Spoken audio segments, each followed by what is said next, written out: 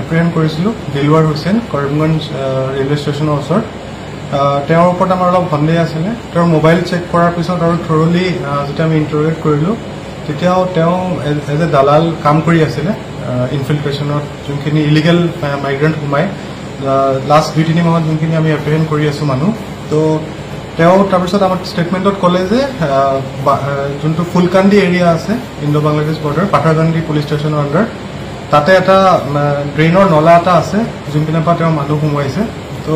সেইমতে আজি ৰাতিপুৱা তেওঁক আমাৰ চাৰ্চ টীম এটা গ'ল গৈ পেলাই তেওঁক তালৈ আমাক লেট কৰি লৈ গ'ল তাতে তেওঁ তাৰ পৰা পলাব চেষ্টা কৰিছিলে আৰু আমাৰ যোনটো ছাৰ্ভিচ ৱেপন আছে সেইটো স্নেচ কৰিবলৈ ট্ৰাই কৰোঁতে তেওঁক এটা ৱাৰ্ণিং শ্বট মাৰি পেলাই তেওঁক এটা ভৰিত এটা ৰাউণ্ড শ্বট দিয়া হ'ল সেইমতে তেওঁক এতিয়া আমি কৰিমগঞ্জ চিভিলত আমি এডমিট কৰাইছোঁ আৰু আমাৰ 2জন পুলিচ পাৰ্চনো ইনজৰ্ড হৈছে তেওঁলোকো এডমিট আছে এতিয়া আৰু বাকী ইনভেষ্টিগেশ্যন চলি আছে তেওঁ কোৱা মতে তেওঁ মোৰ দেন 70 মানুহ এইটো ৰুটৰ পৰা বোথ ছাইড সোমাইছে আৰু উলিয়াইছে তো আমি এতিয়া থৰলি ইনভেষ্টিগেশ্যনটো চলাই যাম তেওঁৰ নামটো দিলৱাৰ হুছেইন তেওঁ ধৰ্মনগৰ নৰ্থ ত্ৰিপুৰা ডিষ্ট্ৰিক্টৰ হয় তেওঁ কেৱল যে অসম সীমান্তত না ত্ৰিপুৰা সীমান্তত মানুহ অহা যোৱা তেওঁ এইটো এটা ৰুট কৈছে কিন্তু বাকী আৰু তদন্তত ওলাব